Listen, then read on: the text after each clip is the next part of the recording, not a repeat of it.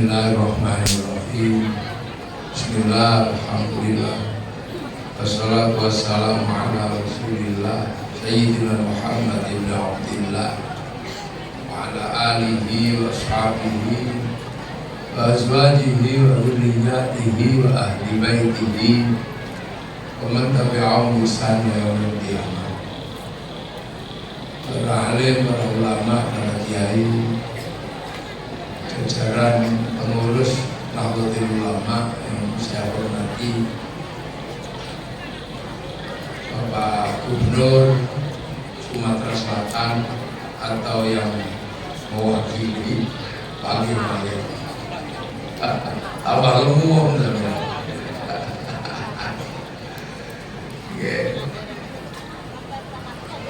Ibu Bupati Musi Rawas yang alhamdulillah bisa hadir dan termasuk prestasi ada bupati perempuan di daerah Sumatera beserta jajaran Forkompimda yang saya hormati. Saya hormati Bapak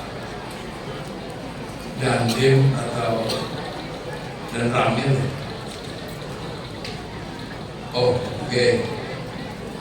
Dari Polres atau Polsek.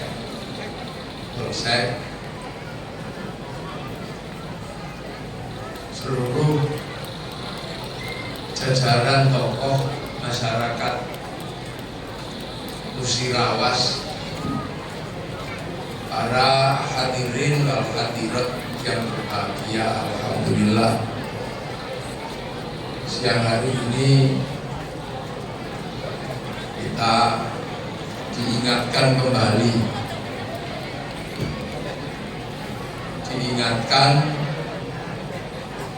untuk memperingati.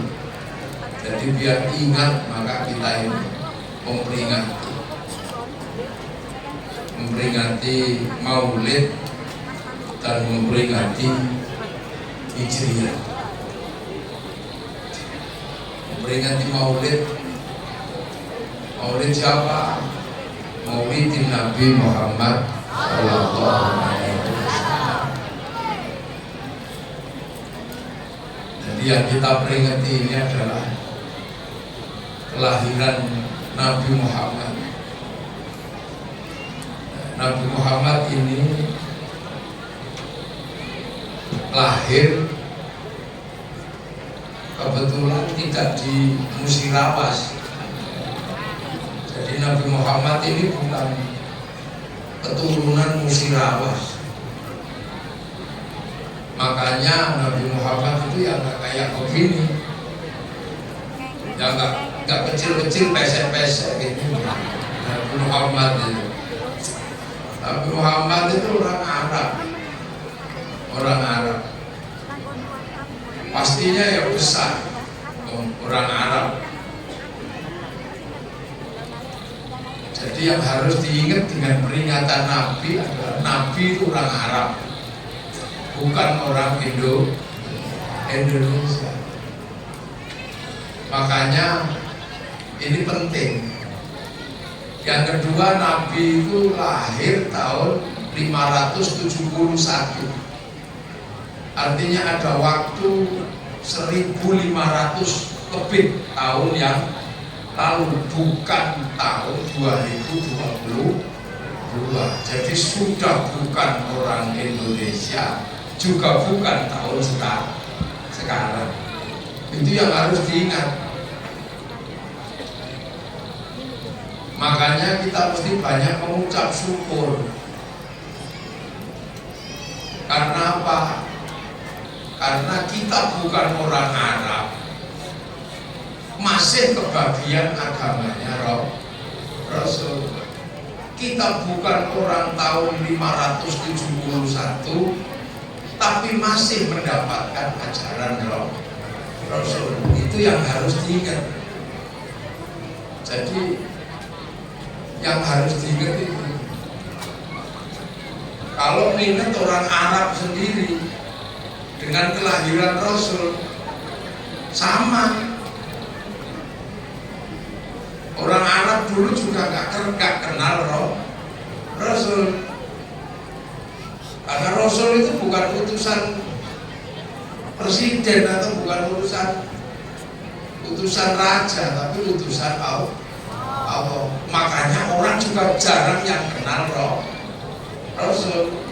Jadi itu bedanya. Makanya waktu Rasul diutus di Arab juga orang nggak tahu.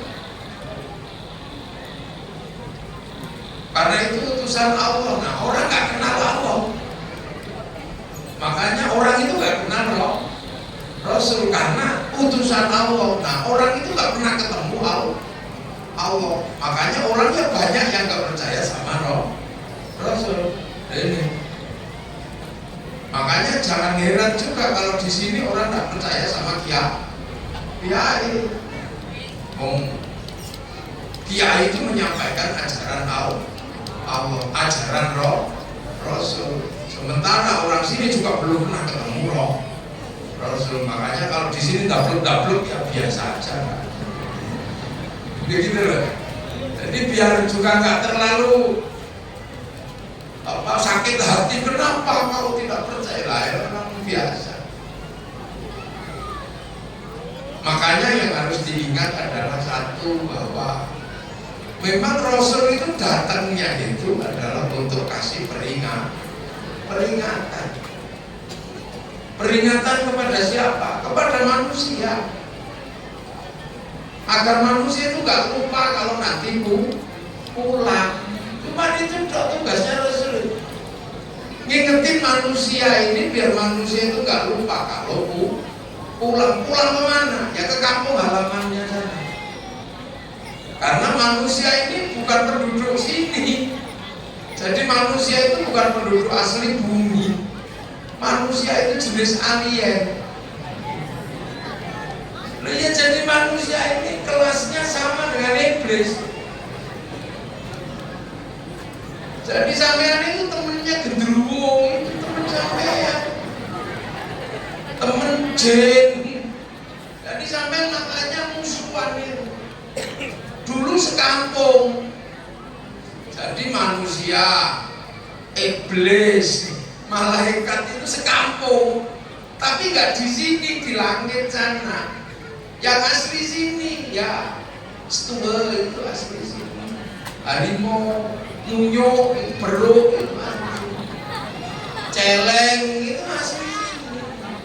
Kire, landa itu asli sini. Kalau manusia bukan penduduk bumi. Manusia itu tetangganya iblis.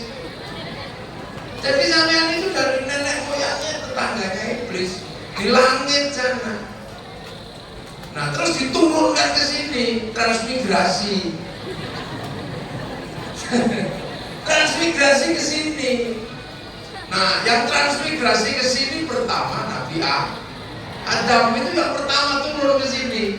Nabi Adam nggak usah dikasih tahu bahwa kamu besok pulang lagi ke kampung ini, nggak usah dikasih tahu. Karena Nabi Adam masih tahu kampung halaman. Kayak transmigran tahun 82 itu.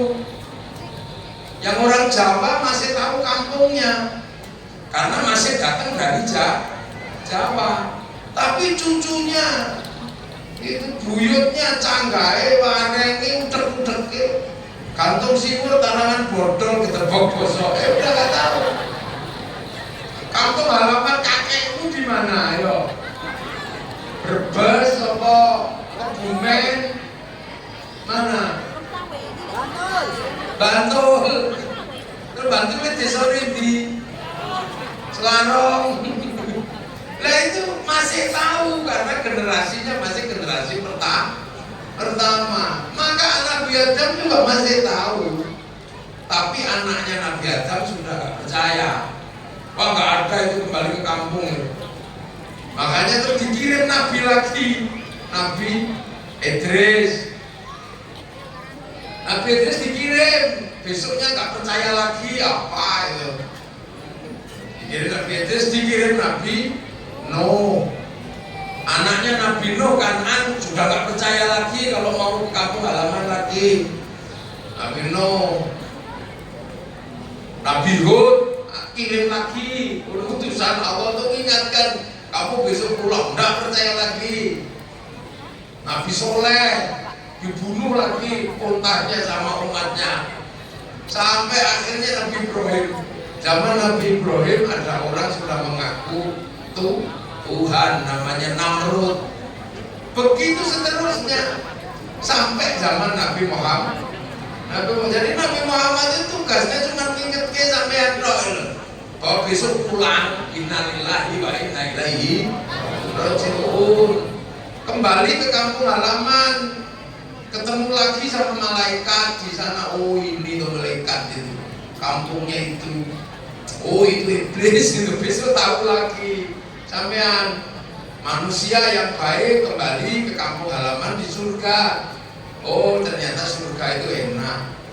Iblis mau kembali ke kampung halaman masuk neraka. Oh, itu neraka. Makanya kamu kalau di sini jangan berteman sama iblis. Nanti kalau pulang ke kampung halamannya iblis sembilan panas itu.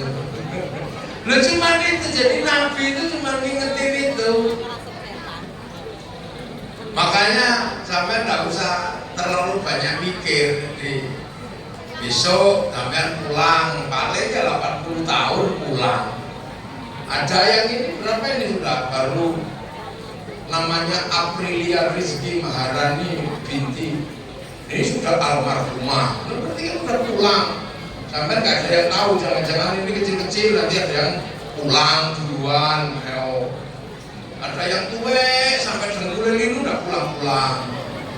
Makanya jangan suka mengeluh di dunia itu. Tuhan, aku capek, gak usah gitu.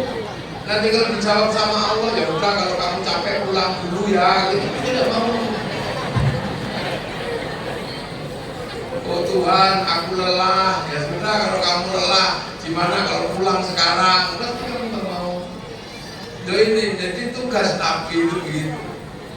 Dan orang pasti nggak percaya. Orang nggak percaya bahwa orang udah enak di sini loh. Lahir di sini, apa di sini. Jadi orang nggak percaya. Makanya ketika Nabi turun di Mekah, orang juga nggak percaya. Oh itu sudah Nabi ke-25, Rasul ke-25. Oh Nabi kedua aja sudah nggak percaya kalau ada langit, ada akhirat, apalagi Nabi ke-25. Makanya kalau Nabi ke-25 itu lebih berat waktu itu. Nabi Muhammad lebih berat. Apalagi Nabi Muhammad ini termasuk Nabi model baru. Nabi model baru, kenapa? Bukan orang Bani Israel. Nabi itu seluruhnya sebelumnya itu Bani Israel. Keturunan Nabi Ibrahim di Bani Israel di Filistin. Makanya dalam Al-Quran disebutkan laqad ja'akum rasulun min anfusikum. Aku kirim Nabi Rasul dari bangsamu, bangsa Arab. Orang Arab yang nggak ngerti Nabi. Oh Nabi itu utusan Allah. Nah orang Arab nggak kenal Allah. Itu yang harus diingat. Orang Arab itu nggak kenal Allah.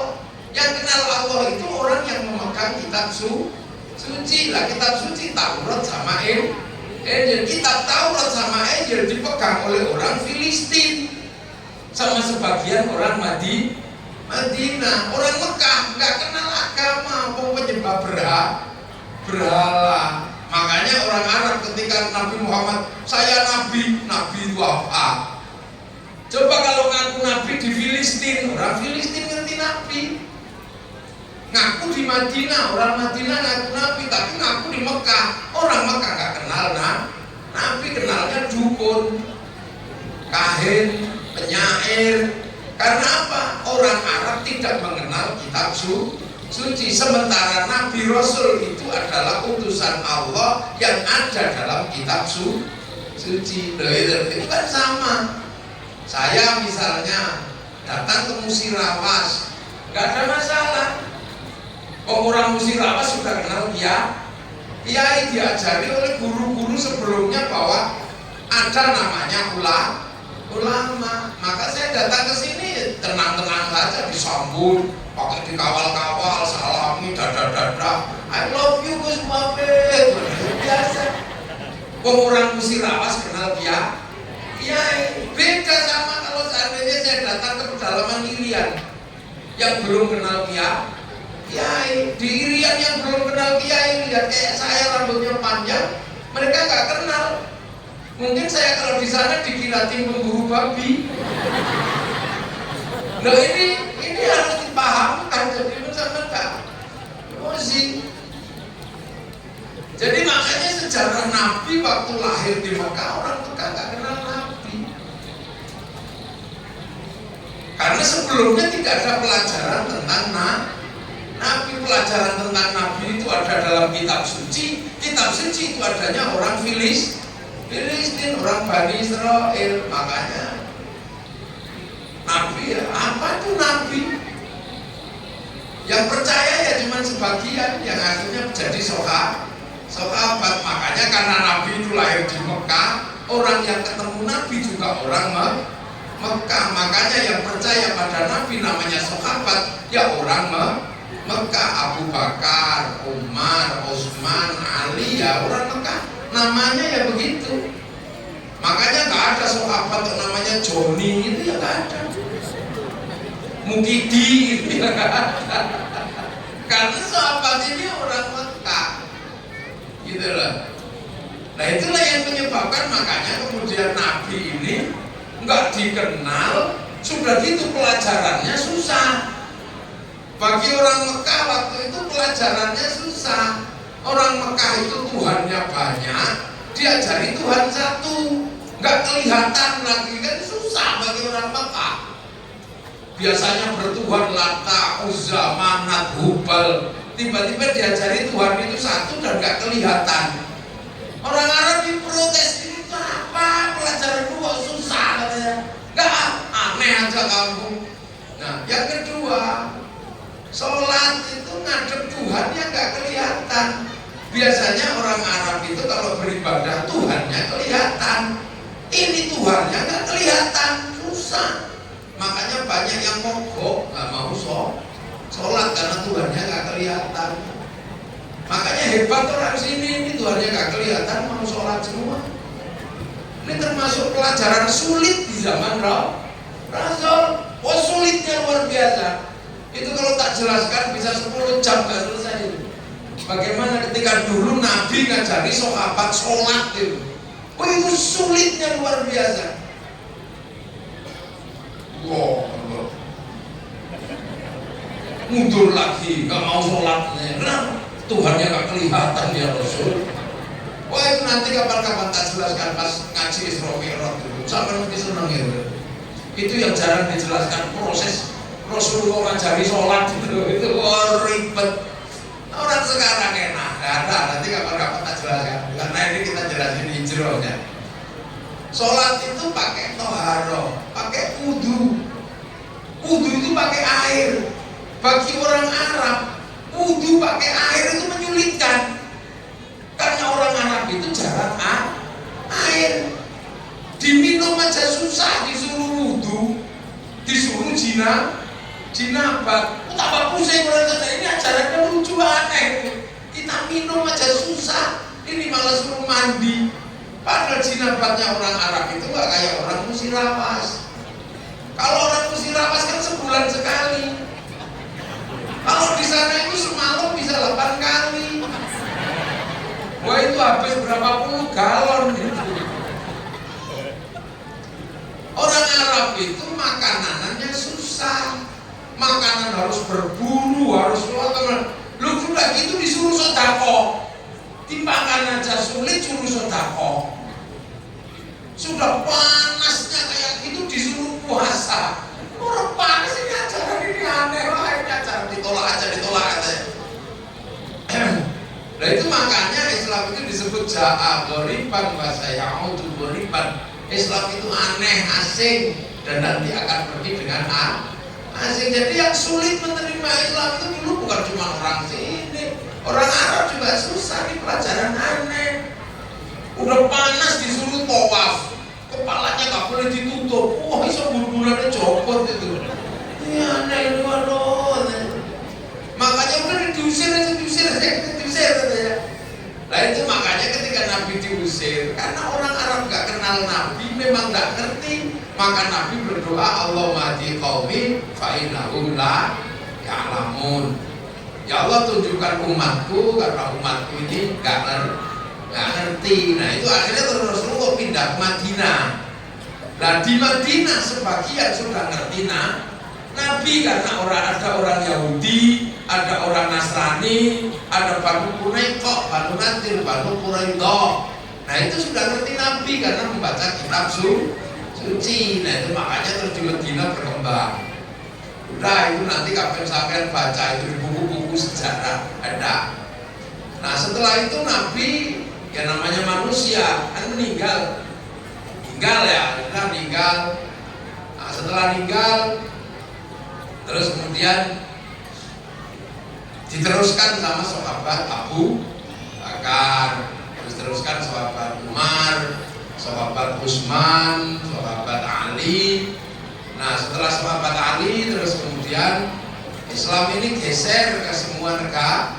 Ada yang bergerak ke Eropa, termasuk ada panglima perang Tariq bin Ziyad yang ke Eropa. Ada yang bergerak ke Cina, dipimpin sahabat Sa'ad bin Abi Waqqas. Ada yang bergerak ke Afrika, dipimpin oleh termasuk sahabat Salman. Ada yang bergerak ke Rusia, sampai lahir Imam Bukhari. Nah bergerak ke semua, ada ke India, ada yang kemana. Semua bergerak Islam itu setelah Rasulullah. Pertanyaannya satu, ini yang sampai harus tanya ini, dan bertanya pada diri sendiri.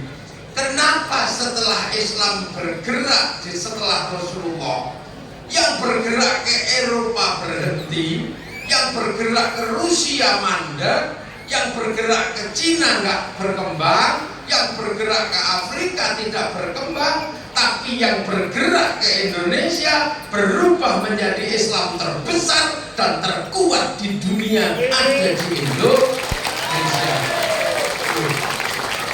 Ini kan pertanyaan, jadi bukan kemudian kita ini terus, kenapa ini pertanyaan yang semua orang bertanya. Yang ditanya, yang nanya bukan sampean. Saya ke Eropa bertanya seperti itu orang Eropa. Itu satu pertanyaan yang kita bangga gitu loh. Hari ini real Islam setelah Rasul bergerak ke Eropa mandek, berhenti, nggak ada terusannya. Yang bergerak ke Rusia berhenti, nggak ada terusannya. Yang bergerak ke Afrika berhenti, nggak ada terusannya. Yang bergerak ke Cina berhenti, nggak ada terusannya.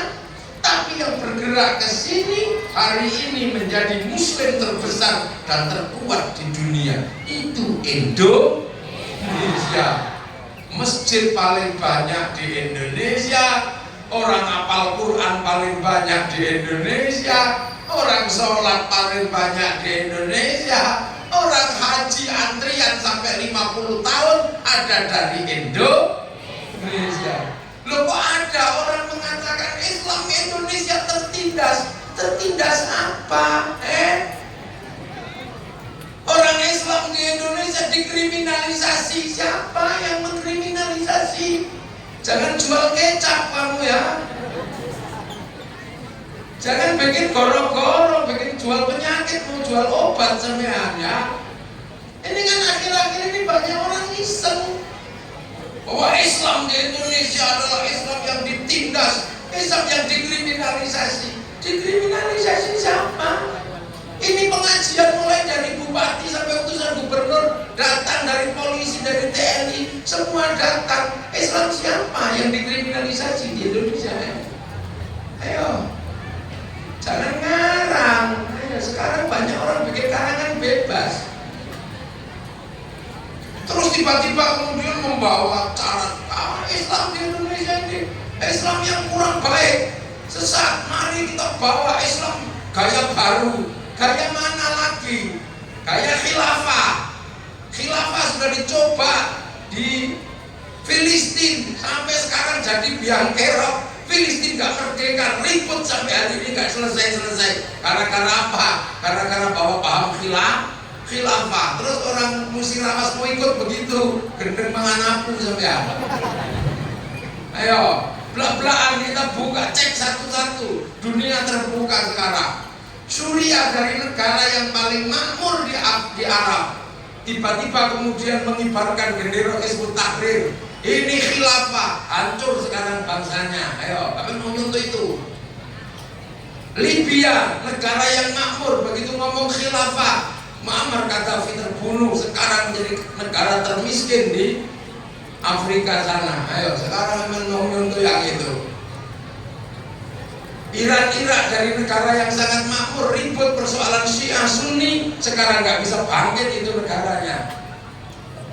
Nah, Afghanistan, kampungnya Sayyid Jamaluddin Al-Afghani, sebuah negara yang sangat makmur, hanya karena ribut masalah jenggot dan celana cingkrang, hari ini tembak-tembakan nggak selesai itu. Ayo, jangan mau ikut yang model begitu.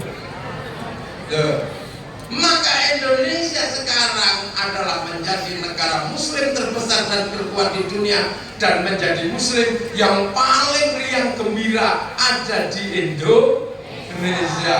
Ayo, sampai dulu. Terus akan mau coba-coba gaya Ikhwanul Muslimin. Ikhwanul Muslimin dicoba di Mesir, bangsanya hancur. Sampai yang namanya Mursi, ketua Ikhwanul Muslimin, digantung sendiri sama orang Mesir. Tiba-tiba orang sini sok-sokan ribut, mari kita khilafah mau menang. Ini bendera tauhid, bendera Hizbut Tahrir. Tapi kamu kalau anti bendera ini, anti la ilaha illallah. Enggak, kami tahlilan pakai la ilaha illallah. Ya, kami anti bendera PKI Palu Arit, tapi kalau kami ke sawah pakai arit, pergi lukang pakai palu. Mau berapa sampean? Ini lagunya Haddad Alwi, lagu Syiah. Lagu apa? Umi. Ada lagu gitu di sini lebih ekstrim. Lagu Indo lebih serem. Aduh, Siti Aisyah mandiri kali, rambutnya basah, tidak sembahyang, tidak puasa. Kenapa pakai nama Siti Aisyah? Gak ada yang lain. Itu berarti bukan Siti Aisyah istri Rasulullah, itu Siti Aisyah orang Indo. Ya, lo gitu aja. Dia bisa bantah. Ini harus diingat ini perlu dibicarakan.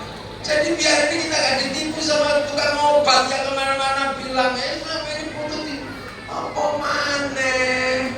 Malaysia dengan negara yang katanya paling muslim, negara dengan slogan Islam Hadori, jam 10 malam tidak boleh ada pengajian, semua harus berhenti, tidak boleh ada sound. Di sini sampai jam 1 pagi, sholawatan sampai jengking juga nggak ada masalah. Itu Indonesia. Ini dunia sudah terbuka.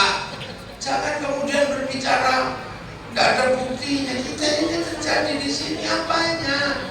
Orang pakai jilbab paling banyak orang Indonesia. Itu negeri yang menindas apa? Ayo ini loh. Bupati aja udah pakai jilbab, semuanya indahnya Indonesia. Lalu tiba-tiba sekarang iseng. Makanya ini kita ngaji pelan-pelan ya, itu yang pertama. Yang kedua, dunia selalu bertanya kepada Indonesia.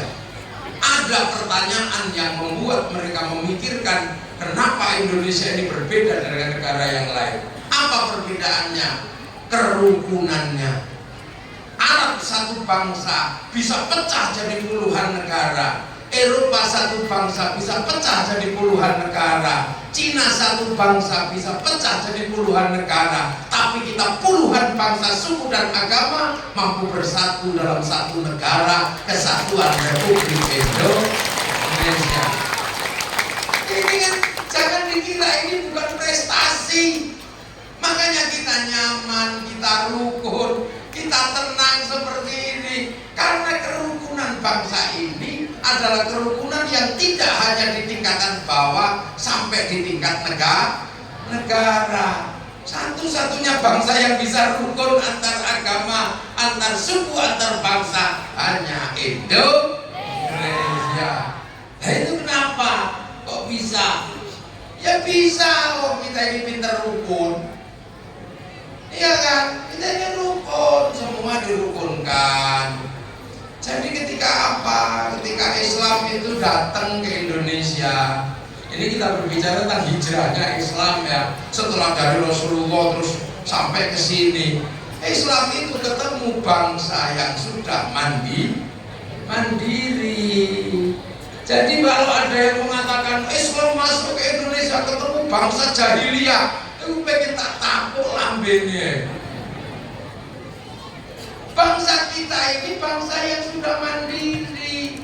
Tahun 300 ketika Rasulullah belum lahir, bangsa kita sudah punya negara, Kutai Kartanegara di Kalimantan.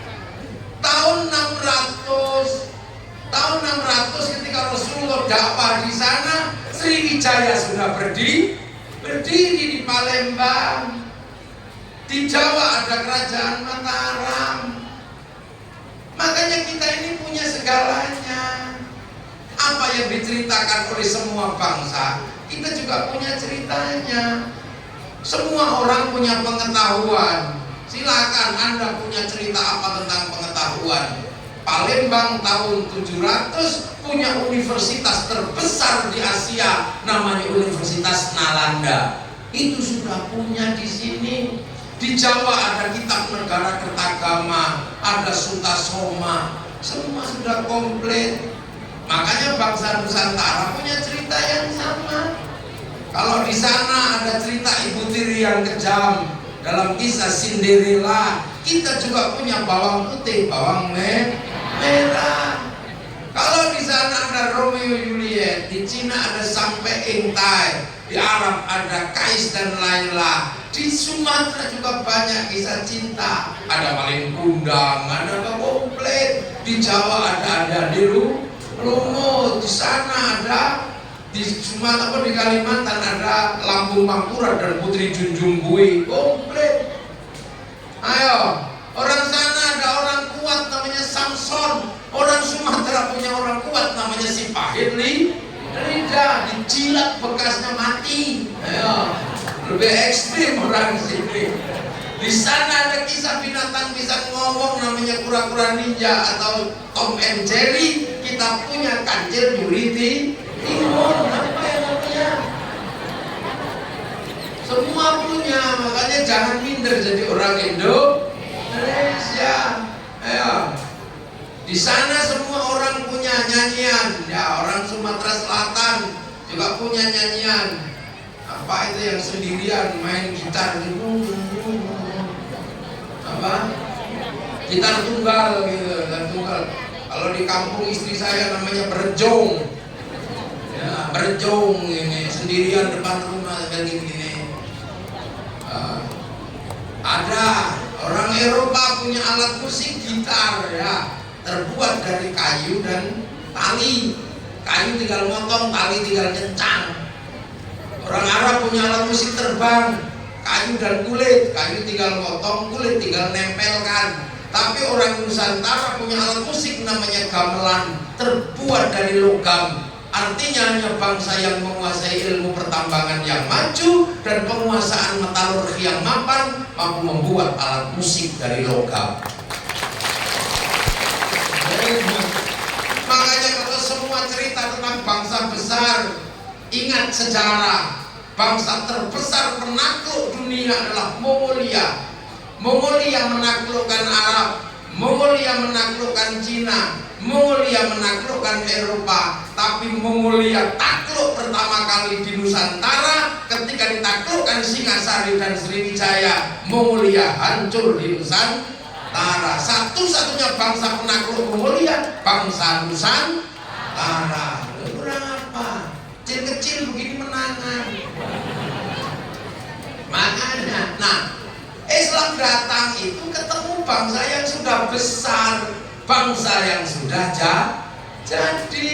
Makanya jangan katakan Islam datang ketemu dengan orang-orang pedalaman, orang bodoh. Enggak, kita bangsa sudah jadi. Sana punya piramid, kita punya candi Muara Takus, kita punya candi Borobudur, komplit kita sudah.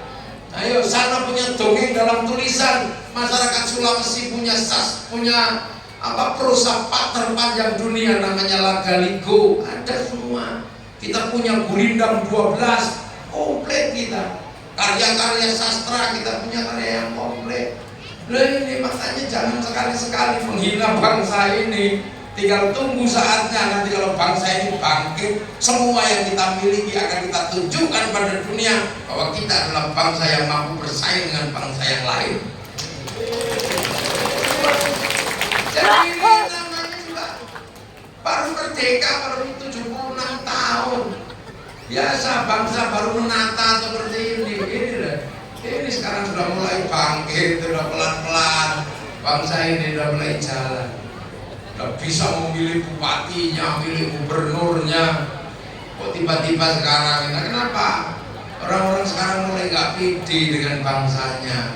Padahal kita memiliki sesuatu yang orang lain kagum sama kita. Kok bisa? Bangsa yang berbeda-beda bisa bersatu dalam satu negara. Islam setelah Rasul berkembang ke seluruh dunia, yang sekarang bertahan menjadi Islam terkuat ada di Indonesia. Itulah kita, Indonesia. Makanya ketika Islam datang ke sini, semuanya udah komplit.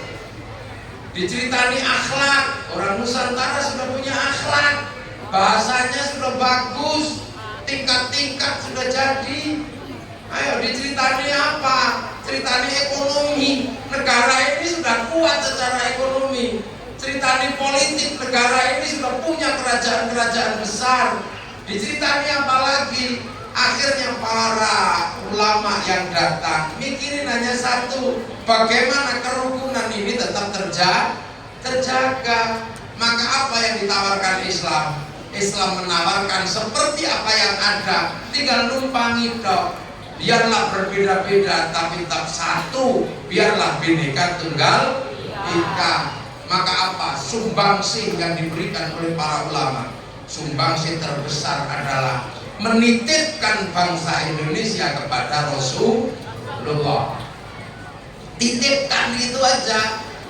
Ya Rasul, aku titipkan bangsa ini kepadamu. Dengan cara apa? Ya menitipkan kepada apa yang pernah disampaikan oleh Rasulullah. Rasulullah menyampaikan bahwa kehidupan manusia itu satu standarnya. Apa? Kullukum ra'in wa kullukum mas'ulun an ra'iyyati. Kalian semua adalah pemimpin dan kalian semua harus saling bertanggung jawab antara yang mimpin dan yang dipimpin. Lah, kalimat Rasulullah yang seperti itu diterapkan di sini. Kullukum ra'in wa kullukum mas'ulun an ra'iyyati. Maka kalimat ini dijadikan landasan mempersatukan perbedaan, sehingga kalimat ra'iyyahnya Rasulullah diterapkan di sini dalam konsep ra'iyyah, hidup berbeda-beda tapi saling bertanggung jawab. Ra'iyyah itulah yang sekarang kita pakai menjadi nama persekutuan antar manusia di Indonesia, yang diserap ke bahasa kita menjadi rakyat. Rakyat adalah kalimat Rasulullah yang sebelumnya adalah ra'iyyah, diserap ke bahasa kita menjadi rakyat. Rakyat adalah orang yang hidup berbeda-beda agama, suku, bangsa, tapi bisa bersatu dalam tanggung jawab. Dan itulah yang namanya rakyat. Dan satu-satunya bangsa muslim dunia yang sanggup mengambil kalimat ra'iyyah untuk menyebut warga bangsanya hanya muslim Indonesia. Nah, makanya ra'iyyah atau rakyat ini kalau ngumpul disebut musyarakah. Musyarakah itulah yang sekarang dikenal dalam bahasa masyarakat. Musyarakah atau masyarakat kalau terjadi perbedaan faham, bicarakan dengan baik dalam konsep Al-Quran. Wasyawirhum fil amri, lahirlah konsep musyawarah. Nah, rakyat yang berbeda-beda itu pimpinlah dengan hikmah. Hikmah itu adalah pintu masuk ke agama Allah. Ud'u ila sabili rabbika bil hikmah.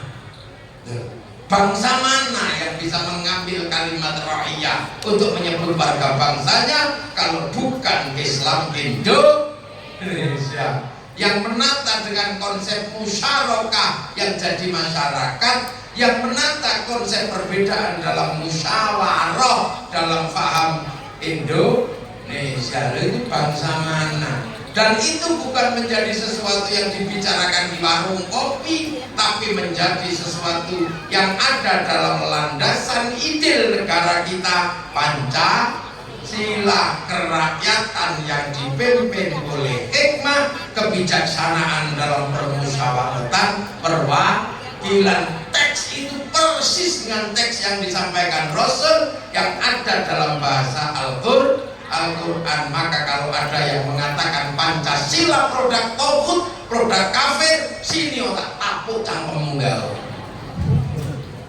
Ini bangsa Indonesia. Lu kok iso ada mengatakan Pancasila produk togut, produk kafir. Ini tapuk lambemu. Nah, karena dulu yang menata konsep ini adalah para wali, maka kemudian daerahnya para wali ini disebut wilayah. Al-wali punya wilayah itulah yang sekarang disebut Negara Kesatuan Republik Indonesia. Inilah jawaban kenapa kita puluhan bangsa, suku dan agama mampu bersatu dalam satu negara kesatuan Republik Indonesia. Ayo, saya isek mikir sampean. Ini produk togut ngono rene tapuk lambemu. Makanya majelis tertingginya majelis permusyawaratan rakyat, Dewan Perwakilan Rakyat, di bahasa Arab kabeh. Iku dudu bahasa mana ini? Kudu bahasa musirawas, bahasa Al-Qur'an. Iki negara. Makanya para santri penerus para wali ini tidak pernah mundur terhadap apa yang ada di NKRI. Ketika NKRI minta apa aja turutin, minta simbol persatuan merah putih, NKRI tidak pernah mundur, santri nggak pernah mundur. Itu merah putih loh. Itu cili kok merah putih deh. Ya sing gede loh Kang, merah putih kok cili. Gede kalau ada kegiatan itu merah putih yang kamu bilang kecil itu, ya itu dulu minta nyawa. Karena apa? Itu simbol kesatuan bangsa, itu minta nyawa itu dulu. Itu nggak bisa kamu bandingkan dengan bendera sepak bola, nggak bisa kamu bandingkan dengan bendera organisasi. Benderanya NU hanya orang NU yang mau, bendera Muhammadiyah hanya orang Muhammadiyah yang mau. Bendera sepak bola hanya klubnya yang mau. Bendera Sekhermania hanya Sekher yang mau. Selain nggak mau. Ya bendera selain itu tapi minta nyawa. Itu simbol negara persatuan dari Sabang sampai Merauke. Kami di Jawa dulu ketika mengibarkan merah putih ditembak oleh Belanda, maka nenek moyang kami kibarkan merah putih di dalam rumah. Belanda masih curiga, tiang rumah dikasih tebu. Belanda masih curiga, tiang rumah dikasih pisang. Belanda masih curiga, tiang rumahnya dikasih padi. Belanda masih curiga, tiang rumahnya dikasih kelapa. Masih curiga, besok bawa tumpeng sama ingkung. Oh ternyata ngarep badok tuh wong cari lonjo. Tapi Belanda tidak tahu, setelah nasi tumpeng itu habis, padi mengering, tebu mengering, pisang rontok, kelapa rontok, yang tersisa di dada kami tinggal merah putih.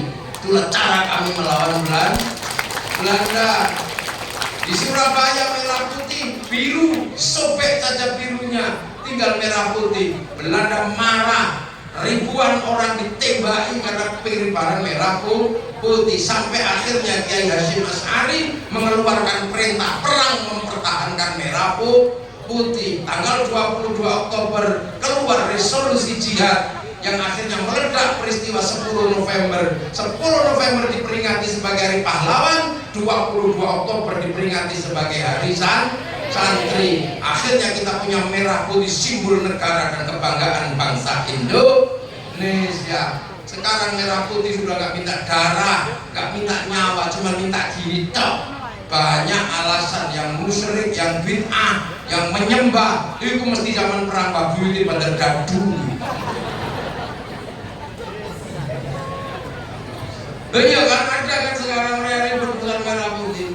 Itu zaman usir satu ke Indonesia. On hormat opong karpe. Ya kayak gini, nenek moyang kita perang kayak gitu. Dan makanya sekarang santri ini mari kita jaga persatuan. Makanya kita indah.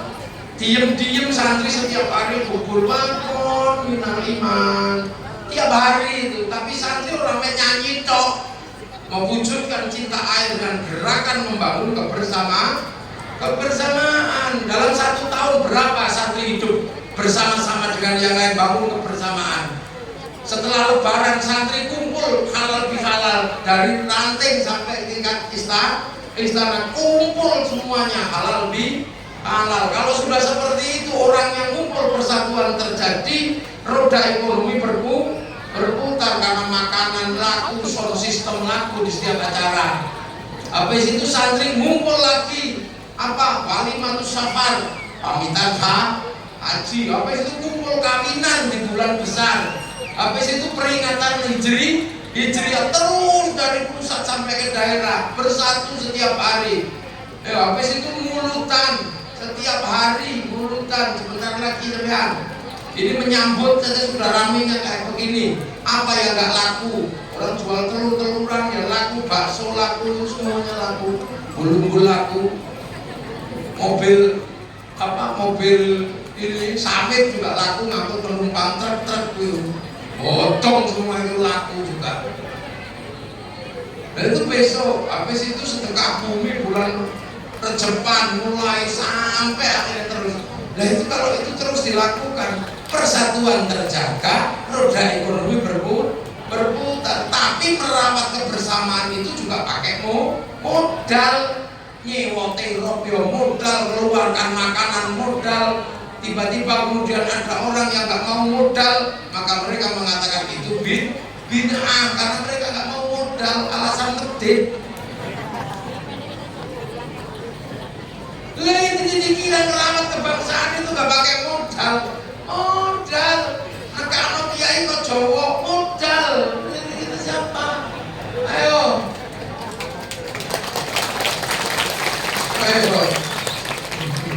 Sing teko kiai ini presiden meneh ayo. Modal, dikira nggak modal loh. Makanya landasan kebersamaan itu ada pembiayaannya. Nyewa terop modal semua. Nah bagi orang-orang yang nggak mau modal punya dasar kita musyrik gitu. Tapi mereka menikmati hasil kebersamaan. Nah itu jenenge wong dablek ya itu, gemblong itu. Terima enak nggak mau modal. Mulane ana tanggamu ngono iku wis jarno keterusi. Iku alasan medit meneh tok. Makanya santri selalu bersatu setiap tahun. Coba sekarang misalnya yang masih bersatu dalam hal-hal keagamaan, tinggal santri doa ya. Doa yang masih bersatu santri. Kalau doa bareng-bareng, kiainya doa, santrinya amin ya. Amin. Oleh kecapean, amin. Kiai ini wis paham langsung alhamdulillahirabbil alamin. Ya, nah nanti kalau semuanya ikut berdoa, diajak ke alun-alun musirawas, namanya musirawas berzikir. Kalau sudah seperti itu, orang bersatu berzikir, bakul bakso ikut, bakul tahu ikut, yang jual marimas juga ikut. Gak pakai ditanya kamu agamanya apa yang jual bakso. Semua ro'iyah yang berbeda-beda bisa bersatu di situ, membangun kebersamaan, membangun roda ekonomi.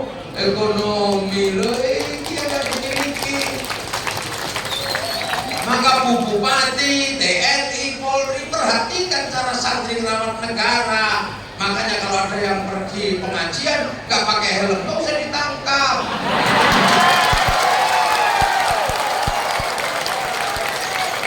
Bagian dari kenapa bila perlu siapkan bensinnya Bu Bupati. Subsidi karena ini cara kita merawat kebersamaan. doa sendiri-sendiri.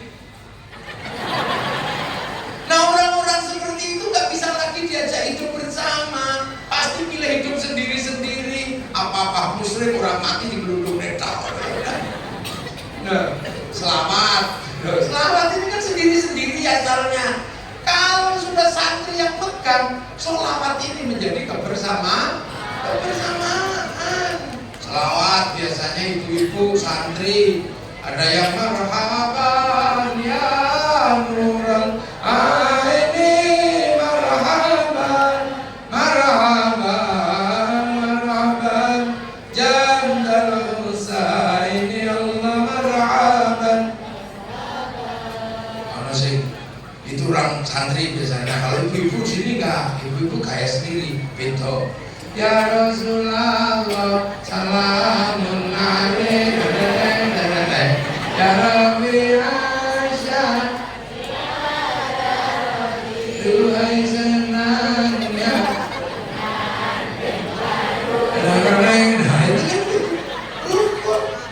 Yang lagu Jawa, ya Nabi salam alaika, ya Rasul salam,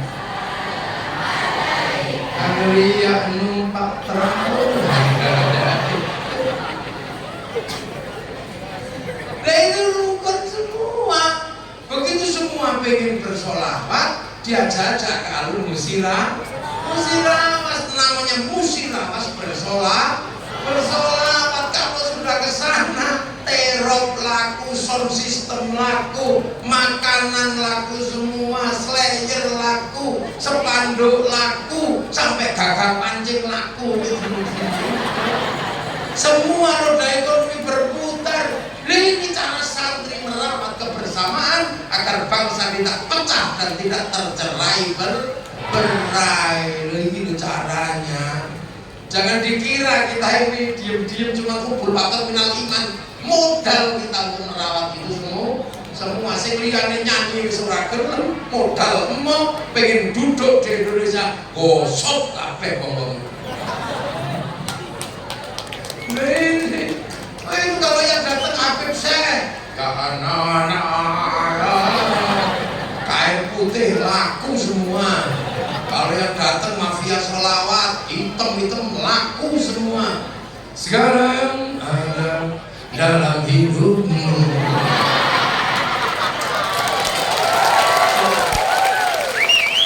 Nah ini kehidupan bersatu mesti dijaga itu lah. Coba yang lain udah gak mau menjaga kebersamaan. Seluruh landasan kebersamaan disebut bidah.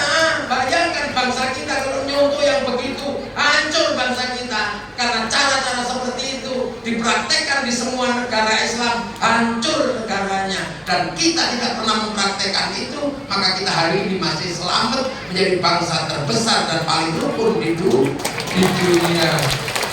Jangan bodoh. Ajaran kayak gitu udah dicoba di negara yang lain, hancur semua. Maka biarlah kita disebut Islam desa, tidak apa-apa, tapi rukun, damai, sentosa. Contoh lagi coba ya, orang mati. Kalau kita santri masih rukun, ngumpul 3 hari ngumpul, 7 hari ngumpul, setahun ngumpul khol, terus ziarah. Kalau sudah ziarah, ngumpul ziarah. Kalau sudah ziarah bis pariwisata lah, laku. Kalau sampai ke makam para wali untuk nyambut tamunya para wali, jual nasi lah, laku, jual kathok lah, laku, sampai copet bisa hidup di makam para wali. Nah, coba keindahan seperti ini jangan hilang.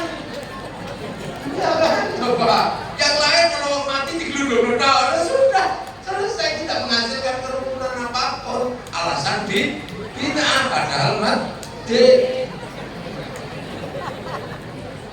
Wes jarno sing krungu kopok opini wes. Saya sedang ngomongin bangsa saya agar bangsa ini tetap terjaga. Nah, kalau di makam rukun, kalau di makam mana ada orang kelahi di makam, ayo. Mana ada makam ribut, gak ada, makam rukun semua. Contoh kerukunan makam. Loh, bukan makamnya yang rukun, orang di makam itu lihat itu rombongan masuk makam wali, la ilaha illallah, la ilaha illallah. Ini belum selesai, rombongan sebelahnya datang habis di pojok lagi. Sallallahu alaihi Muhammad. Ini belum selesai, satu pojok sudah datang lagi. Ila kadratin Nabi Mustafa Muhammadin sallallahu alaihi wasallam Fatihah. Ini belum selesai, di pojok sudah datang lagi. Awiti engso. Belum selesai, di pojok sudah datang lagi habis pojokan sana. Itu ibadallah rijalallah aghizuna li ajlillah wa kunu aunana lillah azanallah bifadlillah. Rukun bentenan gitu, enggak santai, beda-beda. Tiba-tiba di pojok ada yang datang, seorang laki-laki muda ganteng tapi sendirian, yang lain nggak lapor. Mau ngapain itu? Ternyata apa? Dia nggak bawa jamaah. Ternyata dia membuka jaketnya, gitu. Ternyata orang speaker ciri.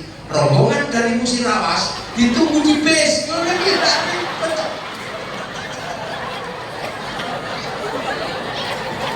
Loh, kerukunan seperti ini itu terjadi.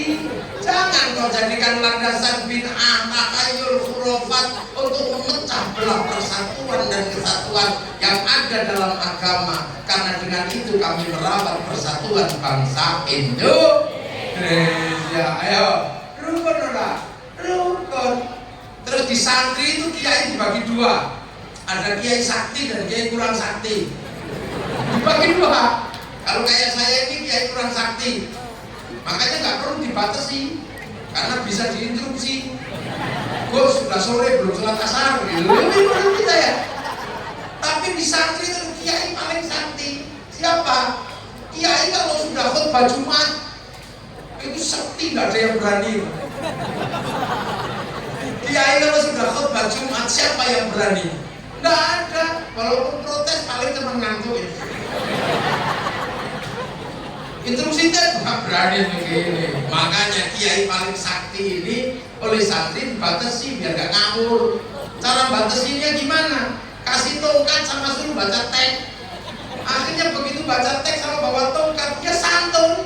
Itakullah, itakullah. Lihat dikit, ini lepas di kipas angin, bubar teksnya kemana-mana.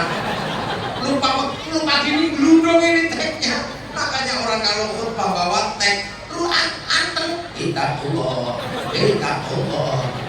Begitu tongkatnya disebut bid'ah, tongkatnya hilang, langsung saudara Presiden Jokowi. Makanya kalau yang aneh-aneh itu justru mestinya gak ada tongkatnya. Maka Pak TNI Polri lihat aja itu dari situ gampang kok ngukurnya. Makanya santri rukun sampai hari ini mana ada santri terus mengatakan enggak, pilpres ya pilpres, pilgub pilgub. Tapi yang nggak ngerti urusan, kalau kau tidak menangkan kami, aku khawatir tidak ada orang menyembahmu. Itu pilpres tuh. Pilpres itu kelanjutannya pilkades. Kalau di desa pilkades, kalau di kabupaten pilgub, kalau di provinsi pilgub, kalau negara pilpres. Itu pesta demokrasi. Mau pesta ya seneng ono dangdute, kadang ada duitnya.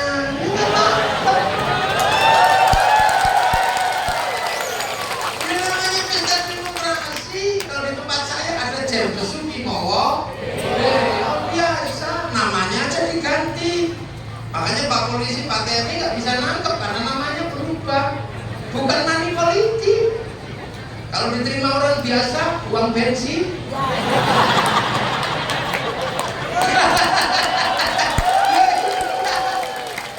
Uang bensin. Kalau diterima gedung, sumbangan. Kalau diterima kiai, bisyarah. Loh gini aja jangan terlalu serius ya. Tiba-tiba, ini Indonesia biasa aja. Ya saling membeli, kalau ada yang beli, ya beli ganti. Satu beli 100.000, yang satu beli 200.000. Lah itu Indonesia, jadi semuanya biasa aja, nggak usah ribet. Kalau punya teman nggak, ya ajak teman. Kalau nggak punya teman, ya beli.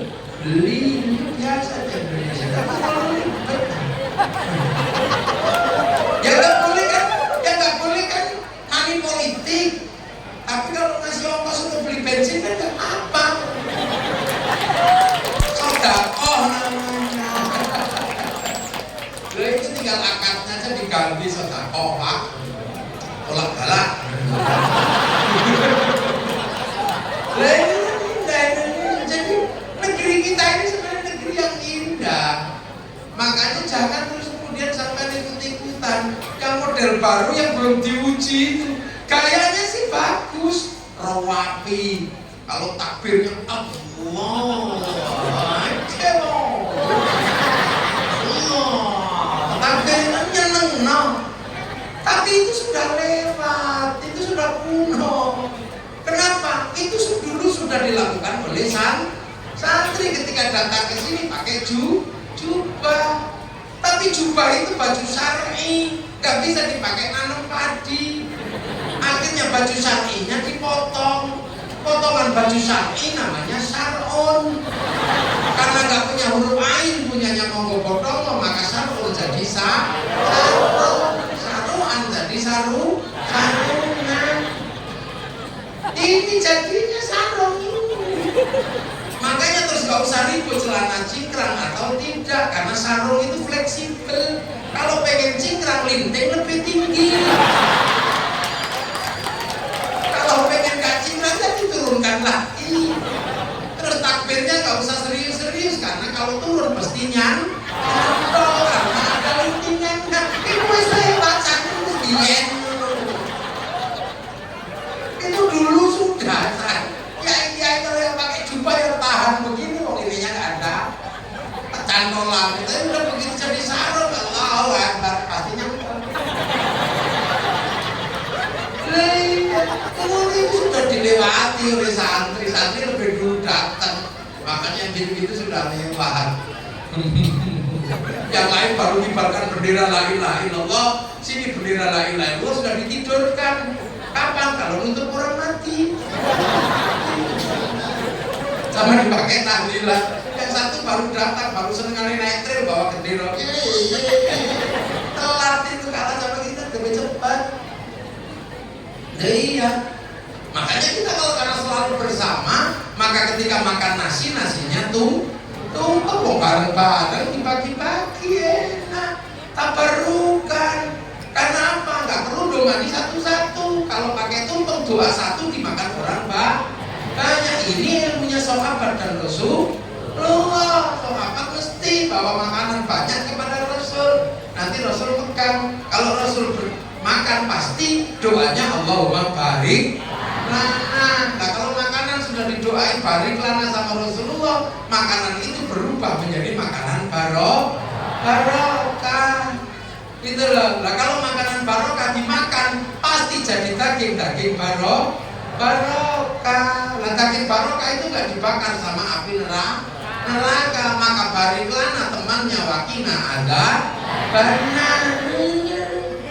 Oh enggak Pak. Loh apakah makanan bisa nyimpen barokah? Ya jangankan makanan, kaset aja bisa nyimpen suara. Makanya orang dulu kalau ingin nyimpen doa di makanan, perempuan dia I love you nggak mau, simpenkan makanan, kasih doa innahu min Sulaiman wa innahu bismillahirrahmanirrahim. Makanya calon lurah pun takut makan makanan yang nggak kenal. Jangan-jangan isinya doa linggis. Nah itu makanya makanan yang sudah didoain makanan barik lana itu jadi makanan barokah, jadi daging barokah dibawa pulang namanya berkah. Loh itu kan makanannya sendiri. Nah kenapa kalau makanannya sendiri kok sudah didoakan? Makanannya sendiri kok jadi barokah? Loh apa sampai nggak tahu sesuatu kalau sudah didoakan jadi barokah? Laki-laki dan perempuan sama warna bajunya, warna kulitnya, laki perempuan masuk ke KUA. Di KUA didoakan barokah laka wa barokah alaika, keluar barangnya masih sama tapi nilainya berubah jadi suami istri. Yang tadinya jiwit dosa sekarang jiwit barokah sampai melotrono katok barokah barangnya isi podo tapi nilainya berubah. Memahami ngono yang angel. Kalau kasih sudah kotak ledongannya angel nih isi tadi siji Allahumma barik nah dicung kabeh barokah dadi daging barokah. Makanya ono pengajian nek iso kudu ono panganane supaya kabeh kebagian panganan barokah. Ini yang agak kurang ini satu makanannya nggak ada.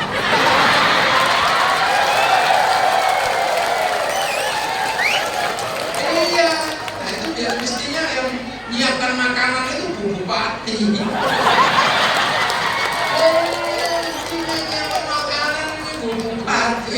Sewaktu-waktu daging yang dimakan jadi daging barokah itu masuk surga. Begitu masuk surga, terima kasih. Kamu masuk surga kenapa? Punya daging barokah, titipannya Bu Bupati. Cari Bu Bupatinya, bawa masuk sekalian. Nah itu, gitu loh. Jadi ini santri yang masih begitu. Makanya Indonesia selagi masih ada santri, damai, syahdu. Itu makanya besok kalau ada acara maulid, ada acara apa, makanannya siapkan ya. Iya Bu, siapkan makanannya yang enak-enak. Biar semuanya barokah. Karena peringatan maulid Nabi dulu itu sahabat kalau memperingati masak yang enak dihidangkan kepada Rasulullah. Karena Rasulullah peringatan maulidnya pasti puasa lah. Untuk bukanya bawa makanan, nanti semuanya diicipi Rasulullah, berdoa Allahumma barik nah sahabat dapat barokah dari doa barik lananya Rasulullah. Makanya nenek moyang kita kalau ada mulutan pasti nitipkan makanan. Besok motong sapi. Saya tadi diceritani ketua NU, saya tanya ada Bu Bupati juga tadi kasih yang tadi yang ada sapi yang pantatnya putih itu. Saya tanya ini gurih mana? Daging sapi putih sama yang pantatnya tok ini. Kata Pak Ketua RO, ya ini yang gurih yang merah ini. Nah saya belum pernah merasakan. Soalnya ini bener apa enggak? Jangan-jangan enggak bener itu. Kapan-kapan tak bawa pulang itu di sapinya ini. Itu membuktikan gurih apa enggak. Tapi saya seriusan itu gurih. Enggak percaya deh. Ya itu makanya kalau udah maulid itu siapkan makanan yang banyak. Biar nanti apa? Orang-orang ini punya daging barokah yang banyak. Makanya kalau bikin berkat yang enak, biar dimakan itu enak. Jadi ketitipan makanan barokah yang banyak. Jangan bikin berkat itu nasinya kering, tempenya garing, mambu, mie keriting gitu. Begitu waktunya dimakan nggak enak, dibawa pulang kasih makan ayam akhirnya ayamnya sing barokah. Ini ketua muslimatnya mandiri. Nah itu penjenengan perempuan yang menyiapkan masakan. Iya. Laki-laki yang menyiapkan masakannya biar dimasak sama ibu-ibu. Karena kehidupan ini adalah kehidupan milik laki-laki yang memiliki kehidupan ini, tapi yang mengolah perempuan karena perempuan adalah sawahnya laki-laki. Ini sawahnya laki-laki nih, sampai ingat sawahnya. Makanya kalau pengen menumbuhkan sesuatu yang hebat, jangan lupa sawahnya. Sawah itu harus diperbaiki. Sawah harus dibikin bagus biar tanamannya bagus. Sawah kalau udah mulai jerawatan, masukkan salon, kasih skincare. Itu tugas laki-laki untuk menyenangkan sawahnya ini biar tumbuhannya bagus. Kalau bajunya udah belikan baju yang bagus, perhiasan yang bagus, sawah yang bagus. Laki-laki pasti seneng di sawah, suka nanam di sawah. Sampah toh yang malas. Itu tugas laki-laki. Yang kedua, sawah itu harus selalu subur, tidak boleh kering. Maka sawah itu harus selalu dialiri air dan dikasih pupuk biar tanamannya bagus. Maka perempuan juga harus selalu basah, jangan sampai kering. Maka perempuan harus selalu dikasih uang. Karena tugas laki. Maka sekaya apapun laki-laki tidak akan pernah menjadi laki-laki yang bagus kalau perempuannya nggak pegang uang pegang uang oke. Ini nggak pernah disampaikan karena kiai biasanya laki-laki dan ini memberatkan laki-laki, makanya akan disampaikan. Bisa untuk harus laku perempuan sawahmu.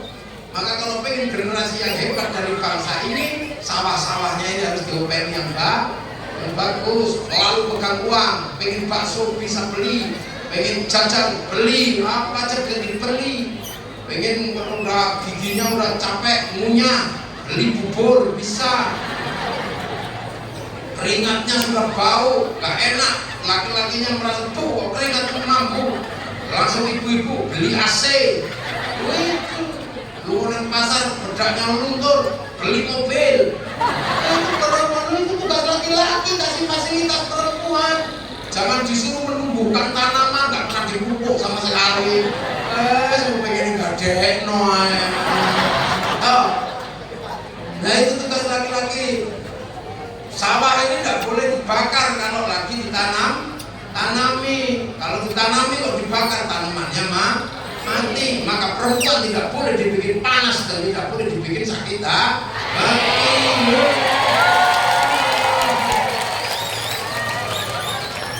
Iya, kalau makanya perempuan ini jangan dibikin panas dan sakit hati. Kapan-kapan tak belani sampean. Yang bapaknya ini tahu. Ya ada ini loh. Ini problem-problem keseharian kita. Pengen tanamannya bagus, sawahnya radu. Nah itu tugas muslimat menjelaskan itu kepada bapak-bapaknya. Kapan-kapan tak ngaji bab fikih perempuan.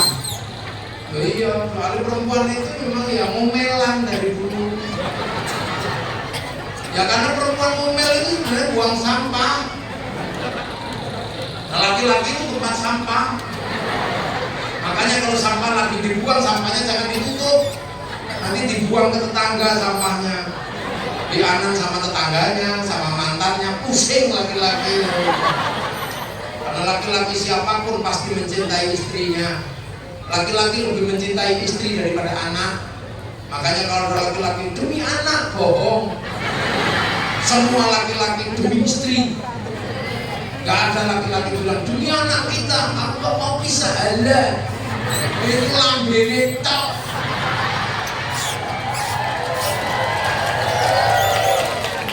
Semua demi perempuan, gitu. Semua demi istri. Jadi laki-laki lebih mencintai istri daripada anak. Buktinya ada. Pulang kerja, bernyambut gawe, capek, gitu. Pulang sampai ke rumah, anak di bangku tetangga, nggak apa-apa, nggak marah. Coba kalau pulang kerja tiba-tiba istrinya di bangku tetangga. Jadi itu bukti kalau laki-laki lebih mencintai istri daripada anak. Loh. Jadi kita ini menjadi muslim yang paling riang gembira di dunia ini. Makanya dengan meriah gembiraan inilah harapannya satu. Karena kita jaga kebersamaan. Hari ini kita buktikan bahwa kaum muslimin terbesar ada di Indonesia. Anak-anak hafal Quran dari Indonesia. Kita ngaji yang gembira. Dengan satu harapan semoga besok kita kembali kepada Allah juga dalam keadaan yang gembira. Rasul dari mana? Dari Musirawas ya Rasul. Itu besok seperti itu. Jangan sedih. Kita bahagia besok ketemu Rasul. Kita lapor Rasul. Kami dari Musirawas ya Rasul. Loh kamu masih kenal langsung? Iya kata kiai saya. Gitu. Aku kan gak pernah ketemu Ya tapi kan kata kiai saya Rasulullah itu begitu, wajahnya begini, di antara orang paling ganteng kok ya Rasul. Iya. Karena Rasulullah itu merindukan kita.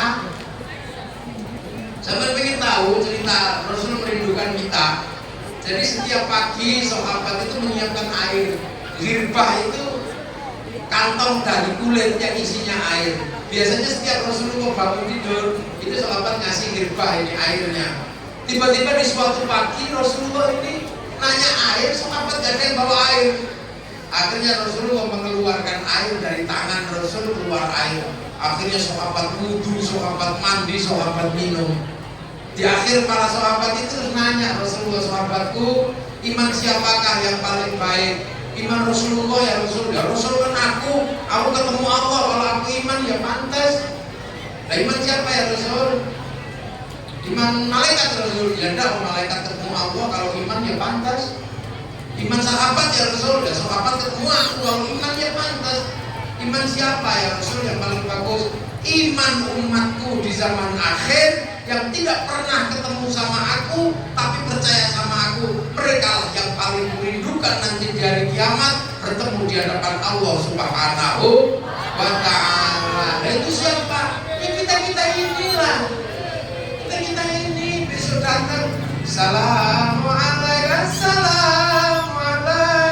Zainal Anbiya, ya Assalamualaikum. Rombongan siapa itu? Sahabat ya Rasul. Sahabatku ya Rasulullah, salamun alaikum. Itu rombongan dari mana? Rombongan dari Yaman ya Rasul. Irak. Pojokan itu rombongan. Ya Nabi salam alaika. Rombongan dari mana? Transmigran Musirawas ya Rasul. Nah itu nanti begitu, makanya jangan serem-serem. Nah inilah yang sedang kita bicarakan ini sesungguhnya adalah merefleksi kegembiraan tasyakur kita bahwa di saat yang jauh, di tempat yang demikian jauh, kita masih kebagian agama Allah Subhanahu wa ta'ala. Walaupun bagiannya nggak sama, dikit-dikit nggak apa-apa. Makanya saya lebih suka ngaji itu yang gembira kayak begini, karena wujud syukur kita masih kebagian agama Allah. Walaupun bagiannya nggak banyak, yang kebagian 30 juz nggak banyak, tapi yang kebagian Yasin masih banyak. Ada yang cuma kebagian Qul ya masih banyak. Ada yang cuma kebagian Nun, ada. Sholat ada yang kebagian 5 kali sehari, ada yang cuma kebagian seminggu sekali Jumatan, ada yang bagiannya setahun sekali, ada. Ya nggak apa-apa, kumpul semua di sini. Ada yang masih ngaji, tapi juga ada yang masih suka nyolong brondolan, ada. Ya nggak apa-apa, umat Nabi macam-macam. Iya, ada yang suka terbangan, ada yang masih suka nempuk bokong tombone, ya ada di sini kumpul semua. Ya nggak apa-apa, umat Nabi macam-macam. Harapannya satu, besok bersama-sama kumpul kepada Rasulullah Muhammad Sallallahu Alaihi Wasallam, mendapatkan syafaatnya dan mendapatkan surganya Allah Subhanahu wa Ta'ala. Amma ba'du. Ini baru mukaddimah. Belum mulai ngaji. Lagi itu kalau ngaji kan ada mukaddimahnya kan amma. Tadi saya sudah amma batu belum? Nah ini baru amma batu. Apa kan ini mukaddimah? Saya baru mau mulai ngaji. Tapi saya nggak apa-apa, ini kita punya bangsa, punya negara dengan konsep yang luar biasa. Berbahagialah dan jangan mudah terkecoh, tertipu oleh ajaran-ajaran yang di sana sudah masalah. Karena di sana sudah nggak laku, dibawa ke sini seolah-olah itu produk baru, padahal di sana ditolak, makanya dijual di sini.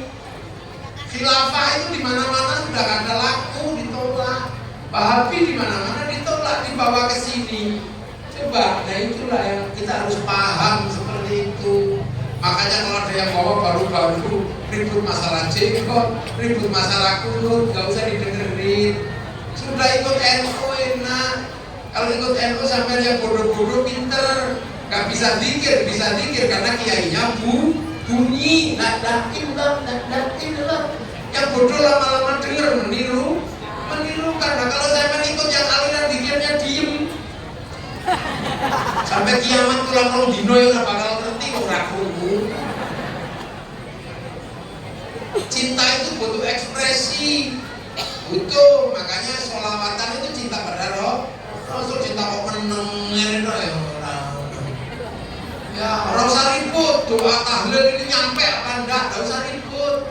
Sampai husnudon aja, orang bisa ditahlil karena sholawat itu pada Rasulullah juga sudah meninggal. Sholawat Ibrahim, Nabi Ibrahim juga sudah meninggal. Doa orang hidup pada orang mati nyampe. Nggak usah ribut, kalau orang nggak percaya nyampe, suruh mati aja. Nanti kalau dia mati juga tahu nyampe apa enggak. Kalau nggak nyampe suruh balik lagi nyampe. Tarweh ikut NU enak, tarwehnya 20. Apakah yang 8 salah? Enggak, 8 juga benar. Cuma 20 lebih aman. Kalau besok di akhirat yang benar kok 8, yang 20 punya sisa 12. Nah kalau besok yang benar 20, yang kurang 12 nyari di mana? Begitu aja angin saudara. Ikut-ikut pengajian ini sering-sering. Kenapa? Nanti ditanya sama Allah, mana kalimat tauhid yang ada di kepalamu? Waduh, pas ngaji tidur ya Allah, di kupingmu nggak tahu, nggak denger ya Allah. Lah belajar Allahnya kamu di mana? Sambil duduk ya Allah. Kalau bokongku masih ada kayaknya belajar. Walaupun di kepala hitung bokongnya, oh ya bokongnya pernah jadi bokong ngaji. Ya udah bokongmu masuk surga. Bokong ya Allah. Iya, speaker bunyi ngaji, ya nggak bisa baca Quran, ya akhirnya ditanya mana Quran di matamu? Nggak bisa baca ya Allah. Terus matamu nggak bisa baca ya Allah. Quranmu di mana? Dengerin dulu waktu kaset dinyanyikan, dapat di ngajikan ya Allah di masjid. Oh ya itu dihitung kupingnya ada Qurannya nggak? Begitu kupingnya, oh ya kupingnya ada Quran. Ya udah kupingmu masuk surga. Kupingmu ya Allah. Nah itu penting, makanya ngaji kayak begini. Kalau nggak bisa ngaji kepala, ngaji bokong. Ya makanya nggak apa-apa.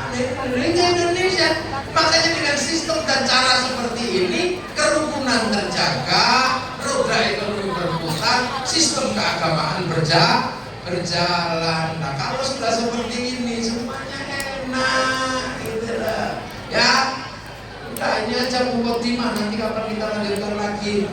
Ya, pembukaan aja dulu. Oh ini baru permulaan. Ya semoga semua bermanfaat. Semoga dalam ridha Allah, bangsa kita terjaga, kerukunan kita terjaga, keindahan Indonesia dan keindahan agama Islam lestari sampai zaman kiamat nanti. Al-Fatihah. Ini maghdubi alaihim waladdallin. Amin. Terus ada yang minta doa akikah ini. Alisa Qadrunata binti Anwar Muslim, Selamat Menawar bin Cimono, Alimatu Saktia binti Cimono, Almarhumah Aprilia Rizki Maharani binti Sujali, Almarhum Manis bin Sardian, Ismanto bin Sakiman, Sofia binti Kailani. Al-Fatihah. Rahmanirrahim. Ya bin Abdu ya Musta'in Mustaqim. Terus alladzina an'amta 'alaihim ghairil maghdubi 'alaihim. Bismillahirrahmanirrahim. Dan na'imin dan syakirin dan wassalamualaikum. Ya Rabbana lakal hamdu min ba'di rizqil karim wa 'alaihi sultan. Allahumma khtim lana bil iman wa khtim lana bil khair. Allahumma khtim lana bi qawli la ilaha illallah Muhammadur Rasulullah. Allahumma khtim lana bi husnil khatimah. Allahumma barik lana bi hidayah dan abada. Berdoa ya Allah, bersyukur ya Allah, bihaqqi rabbana yastaqbil dzurriyyati biwatin ghairi dzarrin 'inda baitikal muharram. Rabbana liyuqimus sholata faj'al 'abdana nasi tabi'ilahim wa sallallahu alaihi wasallam. ijal auladana dzurriyyatan dzurriyyatan istilawas ya Allah. Alilal ka'alil khair al-ka'alil sawil muqyamul iman di abaina umatina masyaykhina wa jadul masyayikh istilawas ajal misyadayin misyawal musul Allah hamdulillah Allahumma la tahrimna ajruhum la taftina ma'akum mawfulana Allah Allahumma jal qabrahum tanfirul jinan Rasulullah bi'aqil ma'anan dina rabbi radiyatan ardiyah fadkhuli fa'ibari wa dkhuli jannati rabbana atina fid dunya hasanah wa fil akhirati hasanah wa qina adzaban nar sallallahu ala sayyidina Muhammadin walhamdulillahi rabbil alamin al-fatihah. Ya, sebelum acara ini ditutup saya minta event nyanyi lagu nyanyi lagu ibu Nah, ini kita dengarkan Iwen menyanyikan lagu Ibu.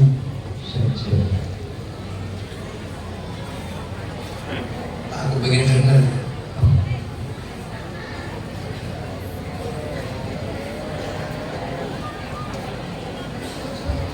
Aku sibuk.